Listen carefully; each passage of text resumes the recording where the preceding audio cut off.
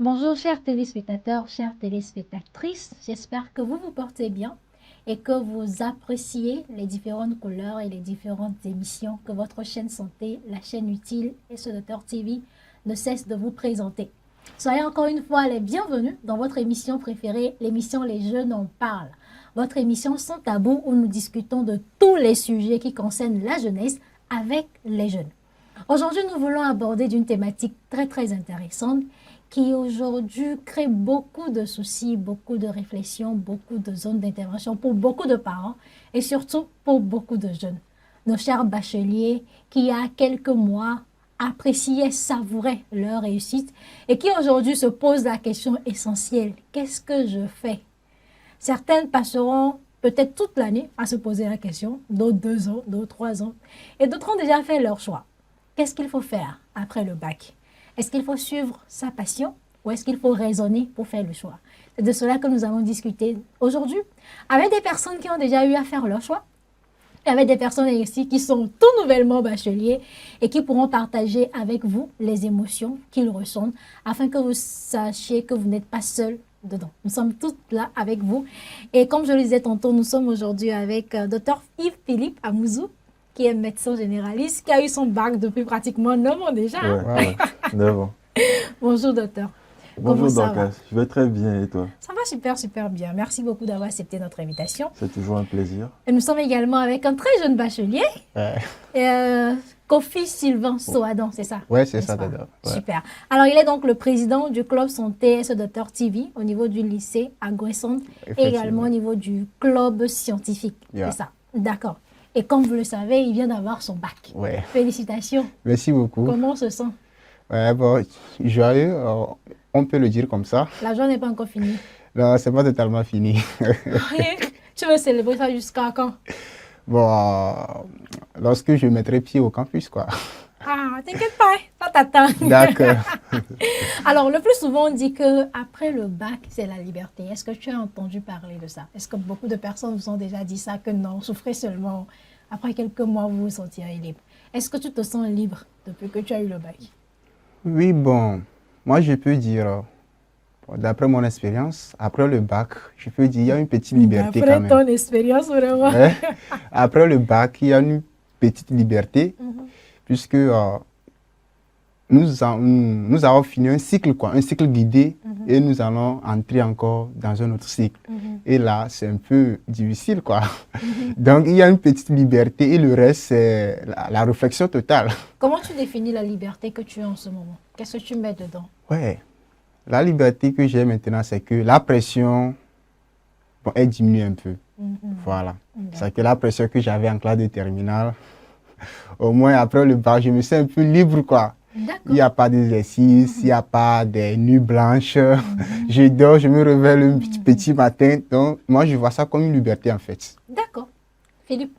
D'après mon expérience aussi, je suis d'accord avec lui. Après le bac, il y a la liberté. Mais il faut prendre ça sur les pincettes parce que c'est plus une liberté avec les parents. Les parents sont un peu en retrait par rapport à la prise de décision et par rapport à la surveillance. Mais tu n'es pas totalement libre par rapport à la charge de travail. Parce qu'à l'université, il y a également une charge de travail très importante. Et c'est plus une liberté par rapport à la surveillance, par rapport aux sorties. Mais par rapport aux charges de travail, il y a une énorme charge de travail à l'université et encore plus de pression pour le choix de la filière à faire. D'accord. Mais pourquoi souvent on a l'habitude de dire qu'après le bac, c'est la liberté? Est-ce que c'est le fait que les parents te laissent maintenant sortir? En effet, c'est plus parce que souvent on a le bac autour de 18 ans, c'est un peu la majorité.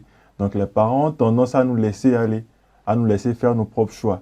Et aussi dans les universités, dans certaines filières, on n'a pas l'habitude d'aller au cours tous les jours, comme au lycée où on est obligé de se réveiller à 6h30, faire le mât. À l'université, c'est un peu plus relax. Il n'y a pas l'appel tous les matins. Ce n'est pas dans toutes les filières on fait l'appel et on est obligé de suivre la totalité des cours. Donc, il y a une certaine liberté qu'on a à l'université. D'accord, je vois alors. En tout cas, il y a des personnes qui sont à l'université, mais qui n'ont pas cette liberté-là. Ah oui. Avec des parents qui sont très corsés. Là. Je me rappelle toute ma première année, mon père venait me chercher, mon père venait me ramener à la maison. Donc, tu vas passer où pour ressortir? Ah, alors, pourquoi le choix, docteur Philippe, pourquoi le choix de l'orientation après le bac est-il une étape si décisive?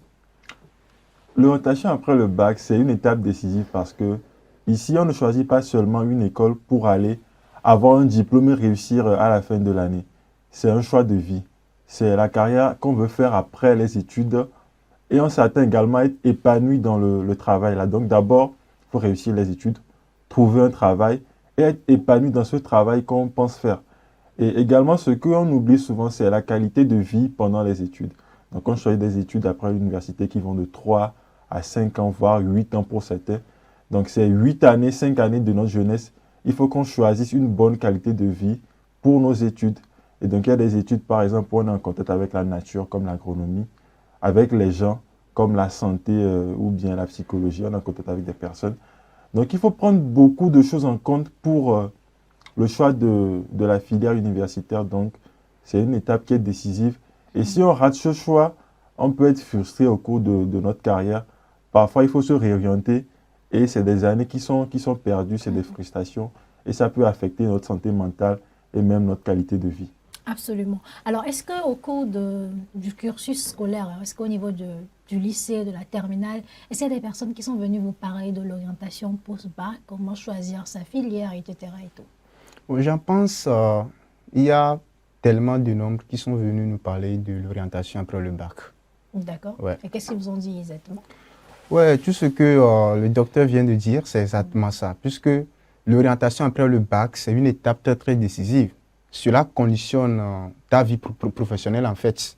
Donc, si après le bac, tu as fait un mauvais choix, c'est que tu perds quoi? Tu vas perdre. Ou bien tu seras frustré par après. Puisque tu n'as pas fait un bon choix. Ce que tu veux faire dans la vie, tu n'as pas fait ça. Donc, c'est une étape qui est vraiment décisive, très, très importante. Est-ce que cela met une pression sur les jeunes bacheliers? Oui, je pense. Puisque tout dernièrement, si je cause avec mes amis, c'est toujours sur l'orientation en fait. Il y a celui-là qui va dire, mon père a dit ça, ma mère, mon ami a dit ça, je suis allé chez des conseils, ils ont dit ça, tant. Donc il y a tellement d'informations que ça nous donne de pression en fait. Tu ne sais pas exactement ce que tu vas faire et tu penses vivre nu. Puisque c'est une étape que tu ne dois pas rater, tu ne dois pas du tout rater. Donc cela mène en fait une pression sur soi en fait. Ouais. Pour des personnes conscientes, vraiment. Pour des personnes conscientes vraiment. Ouais. Mais est-ce que vous pensez qu'on prépare assez les élèves, les futurs bacheliers à cette étape décisive? Est-ce qu'il y a un accompagnement assez important? Ou bien est-ce que c'est juste des personnes qui viennent distribuer certains flyers le jour où termine le bac? Moi, je ne connais pas ce qui se passe dans tous les établissements, mais d'après ce que j'ai vu, il y a vraiment un manque terrible de personnel qualifié pour guider les jeunes apprenants là, qui sont livrés à eux-mêmes. Et en tout cas, d'après le lycée où j'ai fait, on avait un seul conseiller d'orientation pour plus de 1400 personnes. Nous encore, on en avait. Mais il y a plein de lycées à Lomé ici où il n'y a même pas de conseiller d'orientation. Et c'est vraiment Et qu'est-ce qu'il difficile. Faisait? Il vous a reçu individuellement par rapport au choix de votre filière? C'est pour des personnes qui avaient des difficultés à choisir. Il y avait des horaires. Donc, vous demandez rendez-vous et elle vous reçoit. Et nous, on avait également la chance d'avoir un salon des métiers chaque année. Donc, chaque année, il y avait les anciens élèves du lycée qui venaient et qui faisaient un stand. Il y avait un stand, par exemple, pour la santé, un stand pour les architectes. Donc, tu passes dans les stands et on t'explique un peu le parcours, ce qu'ils ont pu faire pour y arriver. Également, ils t'expliquent également la rémunération et la qualité de vie. Nous, on a eu la chance d'avoir ces salons des métiers là, mais c'est des choses qui sont un peu rares et qui ne sont pas ouverts à tout le monde. Ou parfois, c'est tard. C'est après le bac, maintenant que les salons là, des métiers sont ouverts, alors que des gens ont déjà commencé et puis se rendent compte que, ah, finalement, ce que j'ai choisi, ce n'est pas en réalité ce que je voulais. Et donc, on n'est pas assez outillé, ou bien on n'a pas assez outillé nos jeunes à faire ce choix qui est décisif pour leur avenir.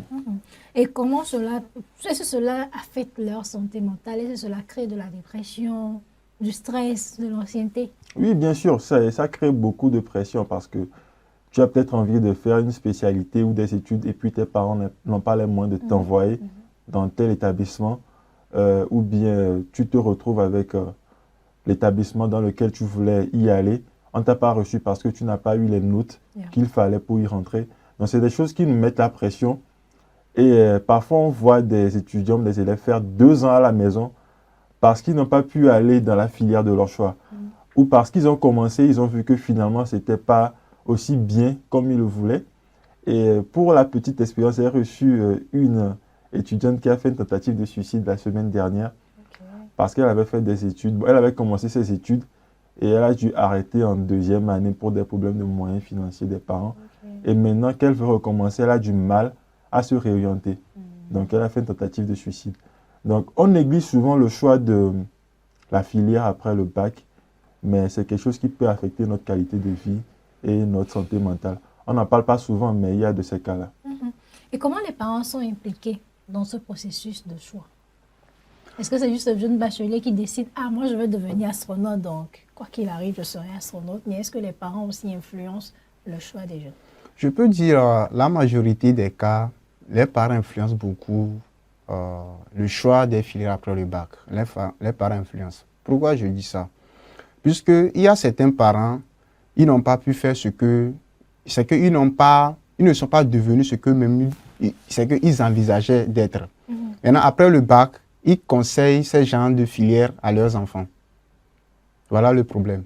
Donc, cela veut dire que les parents occupent une majeure partie de l'orientation, bien le choix des filières après le bac. Ouais. Est-ce que vous pensez que les parents doivent être aussi impliqués dans un choix qui ne concerne que l'enfant? Oui, les parents ont leur mot à dire, mais je pense que le dernier mot revient à l'apprenant.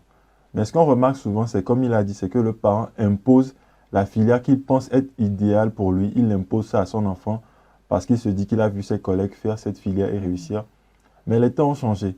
Les parents doivent être plus des accompagnateurs, plus créer un cadre pour que l'apprenant puisse avoir les différentes informations sur les filières qui existent, également les avantages et les inconvénients des différentes filières. Donc les parents doivent plutôt jouer un rôle de conseiller, de personnes qui vont créer un cadre propice, mais pas la personne qui va prendre la décision là à la place de l'apprenant. Parce qu'après tout, pendant les 5 ou les 8 années d'études, ça sera à l'apprenant lui-même de faire le travail.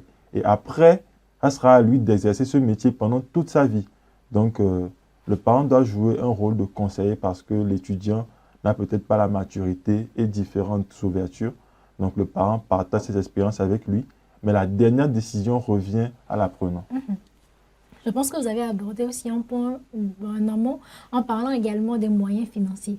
Oui. C'est lui qui finance. Oui. Si tu choisis une spécialité que lui n'a pas les moyens de financer, il dit non. Est-ce qu'il a mal fait? Bon, tout est dans la discussion. Si l'enfant veut faire une filière, par exemple, qui coûte très cher et que les parents n'ont pas les moyens, il faut discuter à deux. Parce que de toute façon, les études en général coûtent cher, en général. Et pour certaines filières, ça coûte encore plus cher. Et l'étudiant n'a pas les moyens de s'autofinancer. Et dans notre contexte, encore, c'est compliqué. Donc, il faut faire une discussion à deux pour choisir une alternative.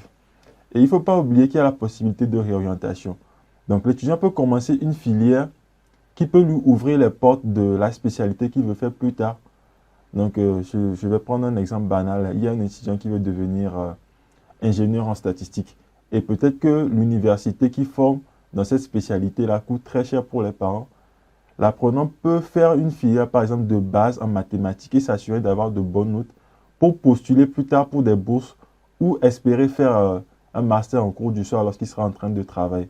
Donc, tout est une question de discussion et de trouver la meilleure solution en fonction des moyens et en fonction de ce qu'on a envie de faire dans l'avenir. Absolument.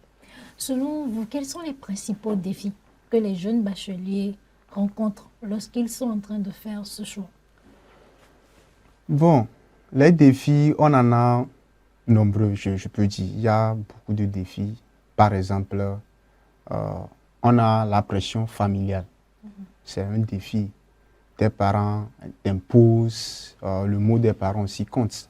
Et après, c'est, je ne sais pas, il y a ce qu'on appelle communément le suivisme. C'est-à-dire suivre la masse, quoi. Voilà, mes amis veulent faire ça, moi aussi je veux faire, les choses comme ça. C'est un défi en fait. Et je peux dire, le dernier défi que moi je peux citer, c'est le manque de moyens financiers. Voilà, c'est un défi. C'est tellement un défi à relever. Il n'y a pas, dans la plupart des cas, il n'y a pas les soutiens appropriés pour les nouveaux bacheliers à continuer, comme vient de le dire mon docteur. de continuer dans la filière où l'apprenant lui-même avait envisagé. Et des fois, bon, il y a des orientations. Donc, c'est tellement un défi. Ouais. Est-ce qu'il y a d'autres défis que vous souhaiteriez ajouter? Surtout, je vais parler de la naïveté des nouveaux bacheliers. Tout ce qu'il a dit, je suis très d'accord avec lui. Hein. Et en plus, il y a la naïveté des nouveaux bacheliers qui arrivent et qui font confiance à la première personne qui les aborde. On a vu des étudiants qui ont donné de l'argent à des gens pour qu'on les inscrive à l'université et qui se sont retrouvés au moment où on donnait les cartes d'étudiants, on ne trouve pas leur nom sur le site. Donc, c'est des problèmes qui sont fréquents. Donc, il faut vraiment que les bacheliers fassent attention aux personnes qu'ils rencontrent lorsqu'ils viennent à l'université pour s'inscrire ou même parfois, lorsqu'ils vont dans une université privée, parfois l'université n'est pas agréée. Ils font 3 ans et après, à la fin, on voit que leur diplôme n'est pas reconnu. Donc, il faut qu'on aille au-delà de cette naïveté de faire confiance à la première personne venue pour pousser loin nos recherches et poser nous-mêmes nos propres actes. Donc, c'est ce que j'aimerais ajouter par rapport au défi. Est-ce que vous pensez qu'en termes d'information, il y a des informations qui sont accessibles à tout bachelier? Est-ce qu'ils savent que si je fais peut-être telle série, je peux peut-être faire ça? Si je veux m'inscrire, voilà l'étape.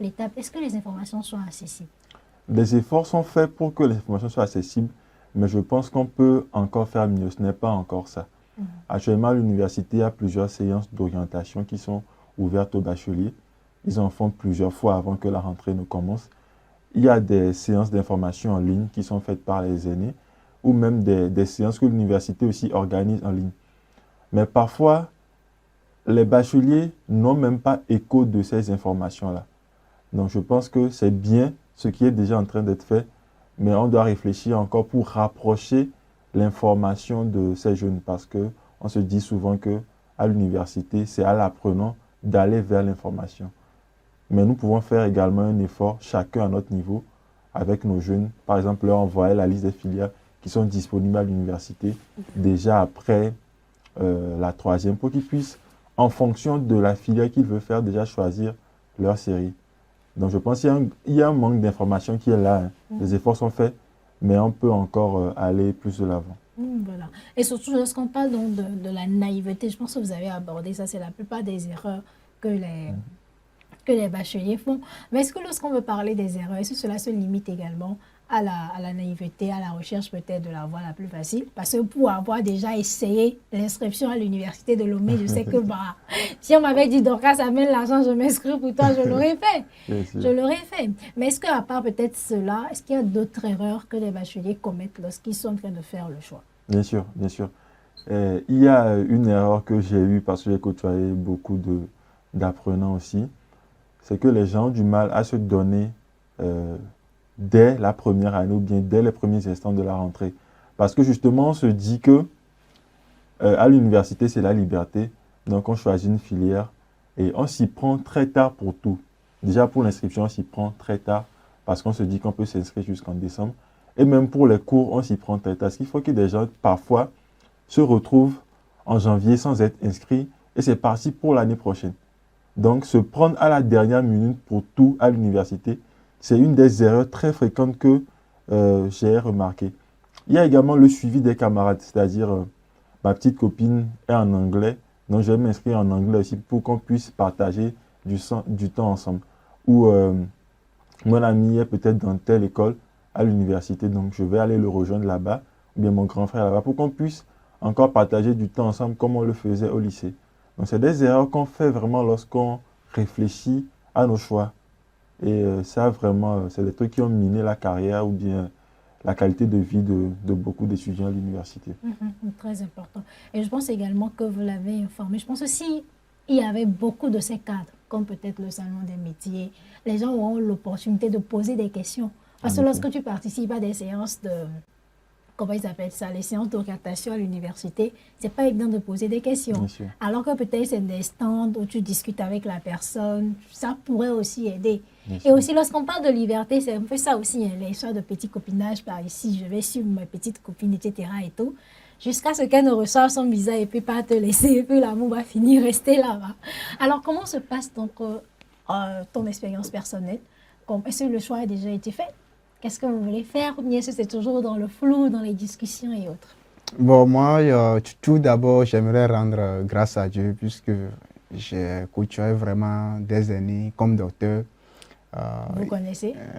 non, je ne le connais pas, mais Ah, ok, j'ai d'accord. l'habitude de côtoyer des gens comme lui. Ah, ok, d'accord. Je suis à la quête de l'information à chaque temps. Mhm. Donc, finalement, j'ai trouvé ma meilleure filière et c'est l'informatique. Donc, je vais me spécialiser en intelligence artificielle, devenu plus tard ingénieur en IA. Ouais. C'est ce que je voulais dire en parlant d'erreur. Mais après, je me suis retenue un peu pour ne pas briser le rêve de la plupart des jeunes. Aujourd'hui, lorsque vous discutez avec la plupart des jeunes, c'est ce qu'ils veulent faire. Ah oui. IA, robotique, intelligence artificielle, etc., etc. et tout. Est-ce que vous êtes sûr que c'est vraiment ce que vous voulez faire ou bien est-ce que vous y allez par suivisme? Non, en fait, moi, depuis le bas âge, si je peux le dire, même au collège, mon rêve, c'est de faire l'informatique. J'aime manipuler des outils numériques, l'ordinateur, les choses comme ça. Et j'ai vu que c'est l'informatique qui me passionnait le plus. Dès même, lorsque j'étais au collège, je n'avais pas PC. Mais en ce moment, en ce temps, il y avait des cybercafés, les choses comme ça. Je donnais 200, je vais là-bas, je tapais les claviers, je ne sais même pas ce que je fais. Je vois que bon, ma passion était là. Donc, je me suis D'accord. opté pour la meilleure filière. Et bon, après le bac, on verra. On verra. Est-ce que vous avez remarqué aussi la même chose, qu'aujourd'hui, la plupart des jeunes s'orientent beaucoup plus vers les histoires d'intelligence artificielle, réseau, etc. Oui, bien sûr, parce que c'est la nouveauté. Et il y a plusieurs nouveaux emplois dans le domaine de l'informatique et de l'intelligence artificielle.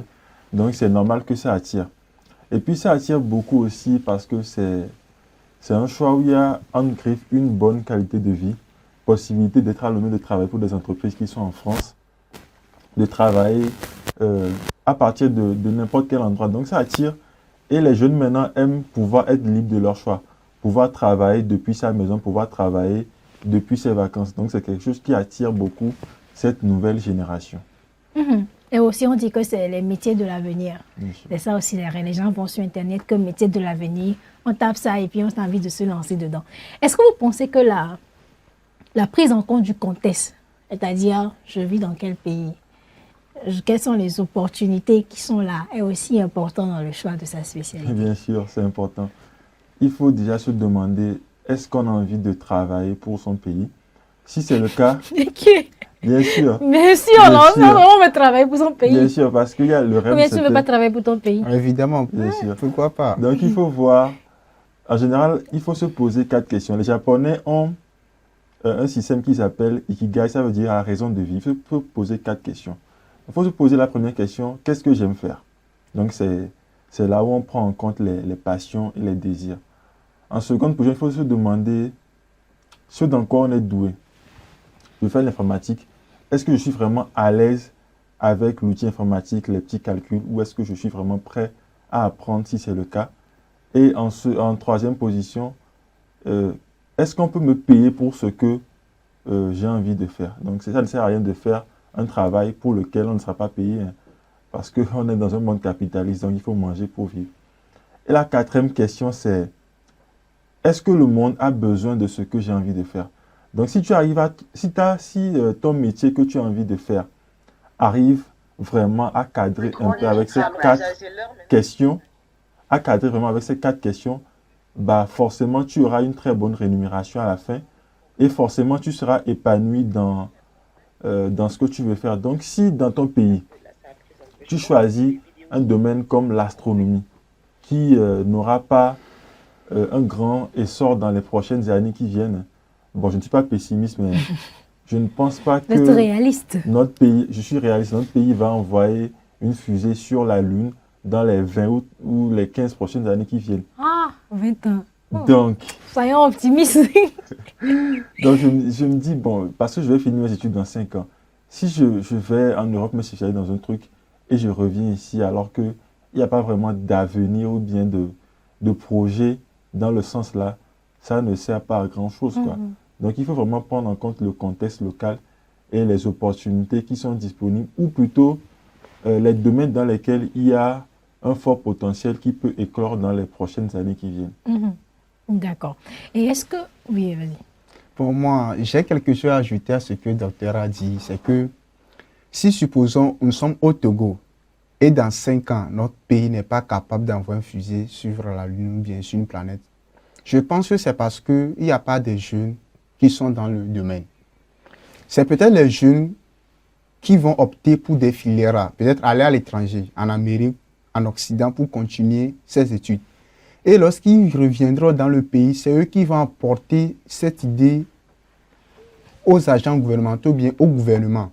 Et c'est là que le gouvernement va commencer par mettre des actions, des projets sur ça. Et je pense que dans 20 ans qu'on dit, dans 10 ans qu'on dit, ça peut arriver. Si on dit que notre pays n'est pas axé sur le domaine là, et on ne veut pas, les jeunes ne veulent pas, il va falloir que les jeunes ne fassent pas ces filières, c'est que notre pays va rester comme ça, sans travailler dans ce domaine.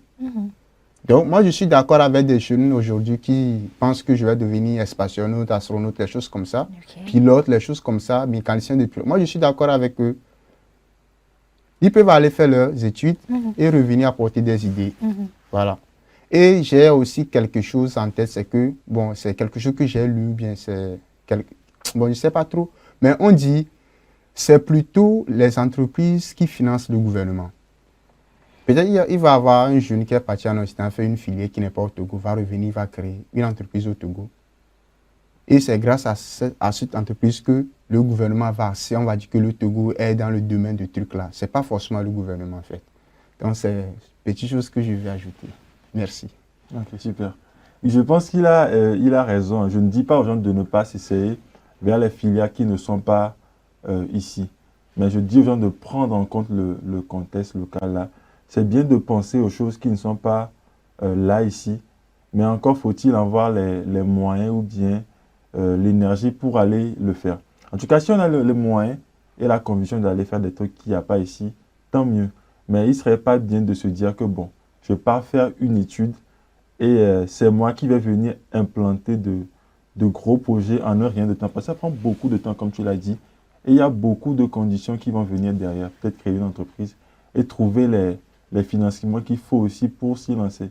En tout cas, si on a l'énergie et la foi pour y aller, bah c'est le mieux pour le pays. Et si quelqu'un le fait pour la première fois, en tout cas, il y aura les conditions pour que ça facilite l'étape à d'autres personnes qui y rêvent depuis, mais qui n'ont pas les moyens peut-être de partir à l'étranger pour le faire.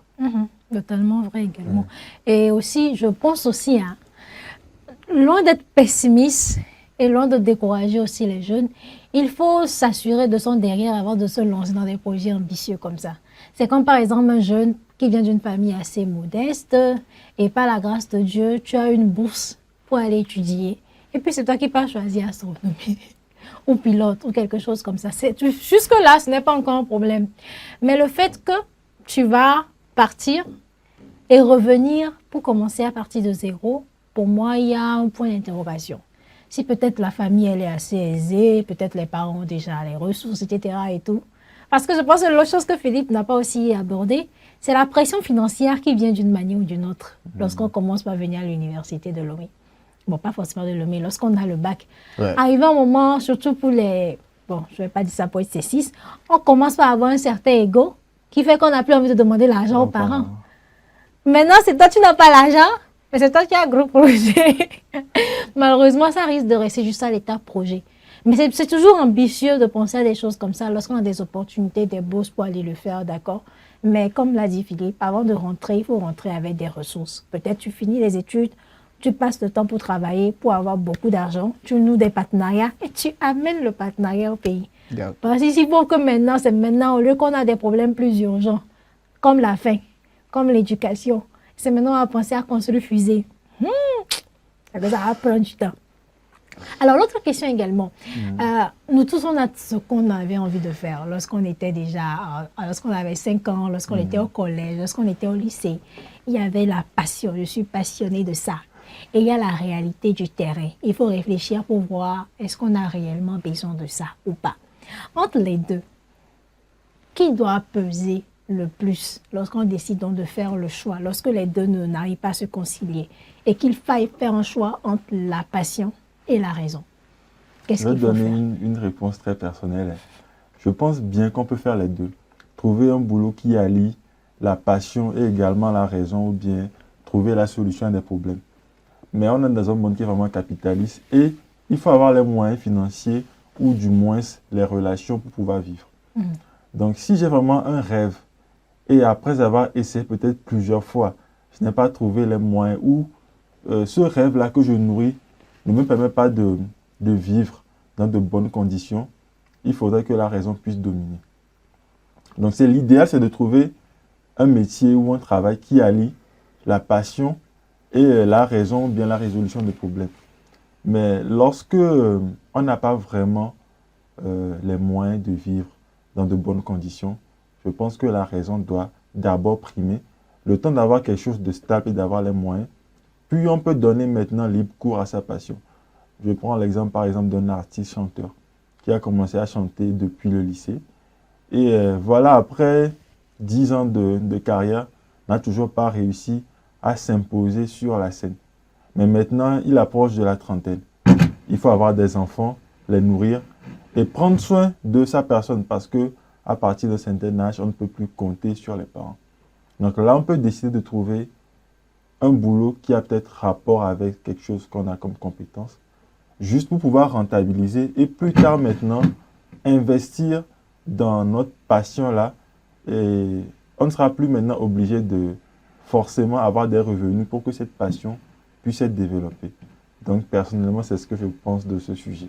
D'accord. Alors, quand tu faisais le choix, est-ce que tu as eu à basculer entre la raison, la passion, ce que tu voulais faire et ce que tu dois faire? Oui. J'ai rencontré ce problème il n'y a pas longtemps. C'est que c'est vrai que moi, personnellement, j'aime l'informatique. Mais j'aime aussi quelque chose, les relations internationales, la diplomatie.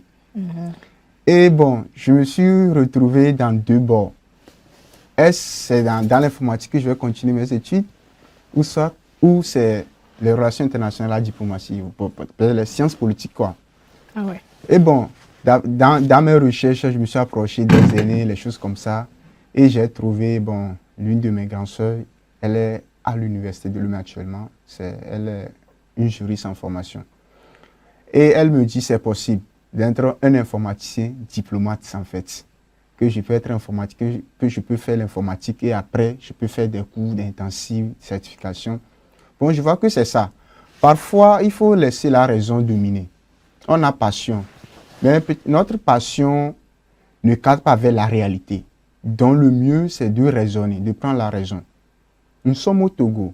Si je fais ça, ça ne va pas marcher. Il faut me d'opter pour ça. Et après, si toi-même, comme vient de le dire docteur, si tu te rentabilises, tu peux continuer des cours, tu peux aller vers ta passion en parallèle. Et ça marche. Donc, c'est ce que moi j'ai à dire. D'accord. Et est-ce que tous les bacheliers pensent comme ça? Est-ce que Oui, c'est assez facile de... C'est ça le problème. Il y a certains bacheliers, ils ne reconnaissent pas ça. Eux, c'est toujours leur passion. Ils suivent leur passion. Je veux devenir ça, c'est parce que mon oncle fait ça, ça me plaît. Je vois Tata Dokas à la télé, comment elle parle, ça me plaît, donc je le fais. Donc, c'est des choses comme ça les gens ont en tête. Mais ils ne cherchent pas à avoir les défis, les problèmes qui sont liés à ce choix. Donc, c'est ça. Il faut laisser la raison dominer un peu, surtout dans les contextes un peu plus complexes. Ouais. D'accord. Et je pense que depuis qu'on a commencé cette émission, lorsqu'on parle de l'orientation post-bac, on est beaucoup plus axé vers les parcours universitaires. Il faut continuer les écoles, etc. et tout. Est-ce que c'est la seule voie? Bien, c'est la voie la plus sûre pour un avenir meilleur lorsqu'on a le bac à l'université? Ou est-ce que c'est possible aussi de bien réussir sa vie sans avoir de diplôme post-bac ou des diplômes universitaires? Je dirais que c'est l'une des voies les plus sûres, mais ce n'est pas la seule. Il y a plusieurs voies également qui permettent de réussir la carrière, comme par exemple les formations professionnelles. Il y a plusieurs formations qui permettent d'avoir la compétence qu'on veut, peut-être en moins de 2 ans ou en moins d'1 an, sans forcément s'inscrire à l'université. Et donc, il faut également penser à ces formations-là. Et ces formations-là, c'est surtout bien pour les gens qui n'ont pas eu le bac très tôt et qui aimeraient quand même faire quelque chose de bien et de pouvoir rentabiliser. Donc, en dehors des formations professionnelles, comme peut-être on apprend directement l'infographie ou on apprend le stylisme, il y a également les autres métiers qu'on peut apprendre après le bac. Il ne faut pas oublier, comme peut-être la maçonnerie. Ce n'est pas des sous-métiers en fait. Mais on a besoin quand même de ces gens-là aussi. Donc, si c'est des choses qui plaisent aux gens, pourquoi pas? Ils peuvent le faire à leur manière et maintenant exceller dedans. Maintenant, il y a aussi une voie qu'on ne doit pas négliger, c'est l'entrepreneuriat. Mais c'est quand même assez complexe pour un jeune qui vient d'avoir le bac, qui n'a pas encore un peu d'expérience dans la vie active et qui s'y lance, qui n'a même pas parfois les moyens financiers qui s'y lance. Donc, on a souvent l'exemple des Mark Zuckerberg ou bien des Steve Jobs qui ont quitté l'université en deuxième année et qui sont devenus très riches. Mais en général, c'est un cas sur peut-être 10 millions. Ah ouais. Les personnes qui ont quitté l'université et qui n'ont pas réussi, personne ne les connaît parce que justement, ils n'ont pas réussi. Et on connaît Steve Jobs parce qu'il a réussi. Et donc ça crée un biais dans la tête des jeunes. Yeah. Ils écoutent l'histoire de Mark, ils se disent « Ah, Mark a quitté l'université à 20 ans, il est devenu millionnaire. Donc moi aussi, je vais laisser mon université devenir millionnaire. Entreprendre parce que j'ai un projet. » Donc je me dis, entreprendre, c'est bien, mais il faut s'assurer d'avoir les moyens financiers, d'avoir des plans de réserve. Parce que ce qu'on ne dit pas aussi, c'est que les entrepreneurs, là, ils ont échoué plusieurs fois avant de réussir. Mark Zuckerberg, il n'a pas réussi Facebook d'un coup. Hein. Il a échoué plusieurs fois, on l'a même poursuivi en justice plusieurs fois. Avant qu'on ait la grande entreprise de Meta aujourd'hui qu'on connaît, il a dû échouer plusieurs fois.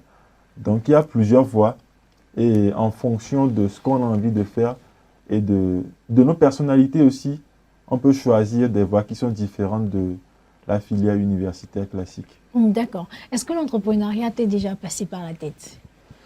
Oui, bon, je peux dire l'entrepreneuriat, c'est depuis le lycée, on nous dit que l'entrepreneuriat, c'est une très bonne chose, qu'après le bac, on ne doit pas totalement nous confier à la vie étudiantine, bien à l'université, que nous devons entreprendre.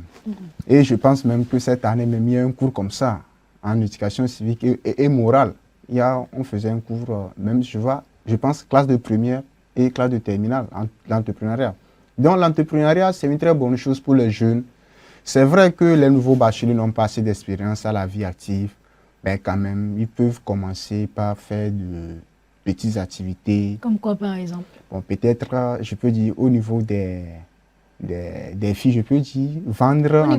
Au niveau des filles, par exemple, vendre des petites choses, faire de petits commerces. Je connais, il y a mes camarades de classe, vendre des sacs, les choses que les filles aiment, quoi, des maquis, les choses comme ça. Et au niveau des hommes? Et au niveau des hommes, je peux dire vendre des habits, voilà, en parallèle, quoi, et ça va aller. Mais rester calmement et carrément concentré sur les études, bosser, bon, c'est pas bien. D'accord, ouais. Je vois ça comme ça. Alors, Phil, est-ce que ça t'est déjà passé par la tête de devenir entrepreneur? Oui, bien sûr, j'y ai pensé parfois. Mais en réalité, tu y penses, mais quand tu n'as pas une idée ou bien un problème que tu as trouvé à résoudre, c'est compliqué. Parce qu'entreprendre, en réalité, c'est trouver un problème que les gens ont et tu leur apportes la solution. Les gens ont besoin d'habits, par exemple, tu leur vends ça. Les gens ont besoin d'un système pour avoir la répétition pour les jeunes. Tu crées un cadre pour offrir à tes petits frères la possibilité de réussir l'examen facilement. Donc j'y ai pensé plusieurs fois. J'ai même eu des entreprises qui ont marché, d'autres qui ont moins bien marché. Mais ce qu'on retient à chaque fois, c'est des leçons. Même si on gagne de l'argent ou pas d'une entreprise, on apprend des leçons qui peuvent nous servir plus tard. D'accord. Et on va peut-être revenir aussi sur votre orientation universitaire. Comment cela s'est fait?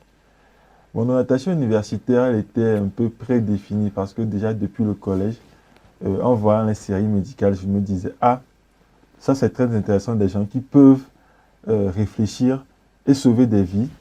Mais je voyais comment les médecins étaient aussi très adulés, très respectés. Je me disais, je veux être ce genre de personne-là qui arrive à sauver les gens en détresse et qui a cette reconnaissance de la société pour le travail qu'il fait. Donc déjà, dès le collège, j'en parlais à mes parents qui ont épousé l'idée. Donc pour moi, c'était un peu clair. Mais après, lorsqu'on commence à grandir, à rencontrer d'autres filières, on se dit pourquoi pas. J'ai été intéressé aussi par l'architecture, un peu en seconde et première. Je me suis un peu intéressé à ça aussi un temps, mais quand même j'ai finalement décidé de faire la médecine. Donc moi, j'ai pas eu trop de doutes, c'était soit la médecine ou l'architecture. Et vu que j'étais à l'aise dans le contact avec les personnes, je me suis dit, je me lance dedans. Et pour le moment, ça va, je ne regrette pas. Ah, c'est super alors. On espère qu'il n'y aura pas de regrets aussi plus tard. Je ne pense pas. J'espère, Hein. non, Je ne non. pense pas. Il n'y a pas de regret. On est J'aime déjà bien. Oui. un grand médecin de son état. Ah, bien sûr.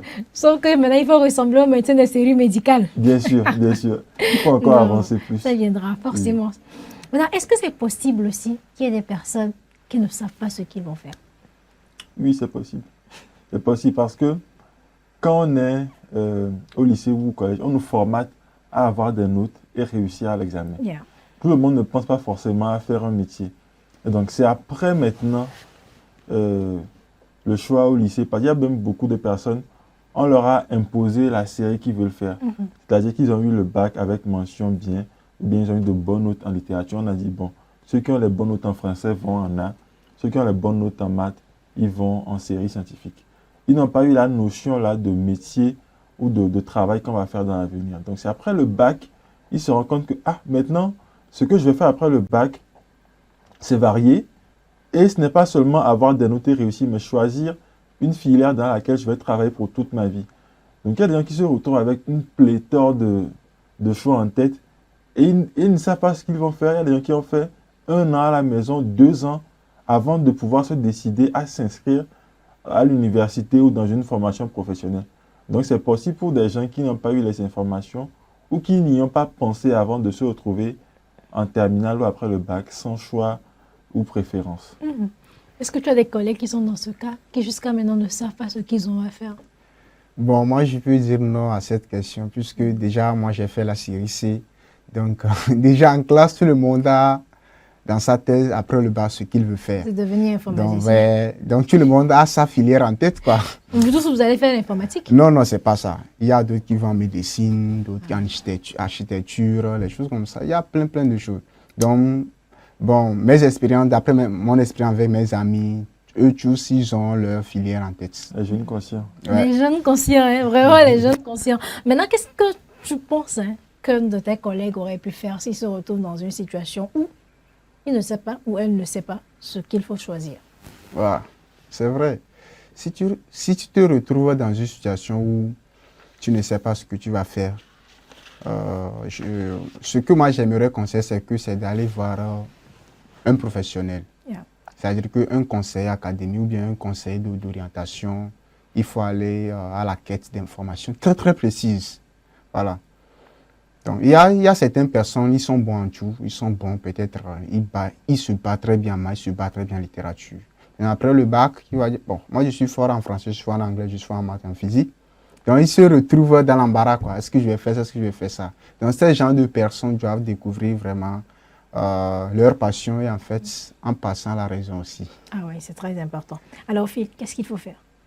Comme il a dit, c'est se faire aider par un professionnel. Les conseillers d'orientation, il y en a très peu, mais il y en a quand même. Il y en a les conseillers d'orientation à l'Université de Lomé. Donc, pour les bacheliers qui ont envie de se faire aider, il faut se diriger vers la direction académique des affaires scolaires, la DAS. Il y a des conseillers d'orientation qui reçoivent sur rendez-vous. Okay. Donc, on peut faire la demande. Également, pour ceux qui sont déjà à l'université, qui ont fait 1 année, qui aimeraient changer de filière, les conseillers d'orientation là sont là également pour la réorientation. Et parfois, il y a des psychologues de l'éducation qui peuvent aider à ce choix aussi. Et comme il a dit, il faut aller vers la recherche de l'information. Quelles sont les filières qui sont disponibles pour la série que j'ai faite? Laquelle de ces filières-là m'intéresse? Et est-ce que le métier-là que je veux choisir, est-ce que vraiment je serai à l'aise dedans pour le faire durant le reste de ma vie? D'accord. Et maintenant, l'autre chose aussi, est-ce que lorsque on ne sait pas ce qu'il faut faire, la discussion avec ces conseillers d'orientation, etc., peut-être ça n'a abouti à rien. Qu'est-ce que vous conseillerez? Est-ce que j'essaie, je me lance dans ce qui me passe par la tête, quitte à faire 1 année sabbatique, quitte à faire 1 année de découverte, d'exploration, ou soit je reste à la maison, s'il le faut, et continuer par réfléchir? Personnellement, je pense qu'il faut faire 1 année de découverte. Parce que 1 année sabbatique, tu es quand même à la maison. et tu auras quand même l'occasion de discuter avec les gens, mais tu ne serais pas allé déjà même sur le terrain de l'université. Au moins, si tu essaies de découvrir dans une filière, par exemple, une filière générale, par exemple, tu vas faire, pour quelqu'un qui a eu le bac scientifique, tu vas faire la biologie ou la mathématique pour découvrir ce qui se passe à l'université dans la filière scientifique. Ça te permet de découvrir en fait comment ça se passe à l'université et de faire un choix par la suite. De côtoyer également les étudiants qui sont dans les autres filières comme l'agronomie, le droit, de voir un peu comment ça se passe chez eux à l'université aussi. Donc je pense que si la rentrée a commencé et que malgré les discussions avec les professionnels, on n'a pas su faire le choix, il faut quand même faire une année de découverte en fait. L'année sabbatique, elle est vraiment très nocive parce que parfois, ça crée un blanc dans le CV plus tard et c'est quelque chose qui peut être néfaste dans la recherche d'emploi, surtout pour les organismes internationaux. Voilà. Et aussi, je pense que lorsqu'on parle de post-bac, on parle également de questions de liberté. On passe également à ce jeune bachelier qui pense qu'actuellement, il est assez mature, qu'il peut prendre toutes les décisions. Et quels sont aussi les conseils que vous donnerez aussi à la gestion de cette liberté surtout? Est-ce que lorsqu'on a le bac, on est assez grand pour décider de prendre une chambre toute seule, pour pouvoir aller à l'université seule, compter sur les tranches pour pouvoir survivre, payer le loyer, payer le manger? Comment bien gérer cette liberté surtout? Je pense que tu viens d'apporter un point très important qui va globaliser beaucoup de choses. La liberté après le bac, c'est une liberté qui est relative. Vous avez le choix de décider, mais en même temps, ces choix vont vous poursuivre durant toute votre vie. Donc, moi, je conseille aux jeunes, si vos parents ont les moyens et que peut-être là où vous habitez, c'est proche de l'université, mais c'est proche de votre formation professionnelle, c'est possible de rester avec les parents, même si vous avez déjà un job à côté qui vous rapporte de l'argent, c'est possible de rester avec les parents le temps de faire la formation. Ça ne sert à rien si votre maison familiale est proche de l'université, ça ne sert à rien. Maintenant, pour des gens qui n'ont pas le choix, qui habitent à l'intérieur ou qui habitent loin de l'université, c'est une bonne chose de pouvoir louer proche pour pouvoir suivre les cours régulièrement. Mais il faut aussi prendre en compte le fait que ce n'est pas avec les tranches que vous pouvez vivre tout seul. Vous avez besoin forcément d'un sponsor. Et si vous êtes dans une filière qui ne permet pas d'aller travailler à côté tout en restant concentré sur les études, ça sera aux parents ou bien à votre sponsor, hein, soit si c'est une bourse de l'État ou d'un organisme international ou bien un membre de la famille qui vous finance, ça sera à eux de gérer vos dépenses. Donc ça ne sert à rien de prendre le gros dos parce qu'on a eu les tranches pendant une année pour se retirer de ce cocon familial-là. C'est très très dangereux. Et maintenant, je vous dirais que les choix que vous allez faire après votre bac vont vous suivre durant toute votre vie. Donc, allez vraiment à l'information avant de prendre les décisions qui vont vous suivre durant le reste de votre vie pour ne pas être frustré dans l'avenir. D'accord, super. Est-ce que tu as quelque chose à dire par rapport à ça? Comment toi-même tu prévois gérer ta liberté? Voilà, c'est ça. Puisque moi, je n'ai pas eu assez d'expérience après le bac, je viens d'avoir mon bac. Donc, comme lui, il est un aîné, donc comment toi-même tu gères ta liberté? Mais comment tu prévois gérer la liberté à l'université? Oui, comment je prévois? Bon, et comme il vient de le dire, je vais rester toujours avec près de mes parents. Près ou avec tes parents? Il y a une différence entre rester près et rester avec les parents. Oui, effectivement. Oui, rester avec mes parents, quoi. Rester avec mes parents. C'est pas parce que j'ai eu le bac que je suis devenu grand. J'ai eu une liberté, c'est après. Avoir le bac, en fait, c'est pas une liberté. Tu n'es pas au-dessus. C'est que tu n'es pas au-dessus de tes parents, en fait. C'est que avoir le bac, c'est que tu vas dans un autre monde. Et ce monde-là te réclame quoi? Une certaine responsabilité. C'est-à-dire que si tu viens d'avoir le bac, tu deviens en quelque sorte quelqu'un qui est mature. Voilà. Donc, à la maison même, si on te réveille le petit matin, on ne va plus te réveiller. Si tu faisais quelque chose que tes parents grondaient, il faut savoir que tu es devenu étudiant. Ça dépend des maisons. Hein? Donc, ça dépend des maisons. Hein? Ouais, effectivement. Donc, il faut savoir gérer les choses. Avoir le bac, ce n'est pas l'occasion de ne pas porter respect à tes parents, à tes soeurs, à tes grands frères, non. Tel que tu étais lorsque tu étais au lycée, sois comme ça. Comme ça. Et sois quelqu'un de responsable. Voilà. Et on sait que tu as eu le bac. Super. Merci beaucoup, hein. Merci beaucoup Philippe. Quels seraient les différents conseils que vous donnerez? C'est bien mais que tout le long, vous avez partagé beaucoup d'astuces. Et quels sont les différents conseils que vous donnerez aussi aux futurs bacheliers qui sont peut-être en quête d'orientation, mais qui ont déjà choisi et qui attendent impatiemment la rentrée universitaire pour sortir leur meilleure tenue? Ah ouais. Je les conseillerais de travailler dur, hein. Peu importe la filière qu'ils vont choisir, je leur conseille de travailler dur parce qu'on peut réussir brillamment, peu importe la filière. Il n'y a aucune filière qui est au-dessus de l'autre. Donc, je vous dirais, lorsque vous aurez fini de choisir, je vous conseille de travailler très dur dès la première année et également, comme il a dit, de toujours respecter les parents et les aînés. C'est ce que j'aimerais dire comme mot de fin pour les nouveaux bacheliers. D'accord, merci beaucoup. Qu'est-ce que tu as à dire à tes collègues? Oui, bon, les bacheliers, je sais qu'en ce moment, il y a certains qui sont toujours en réflexion.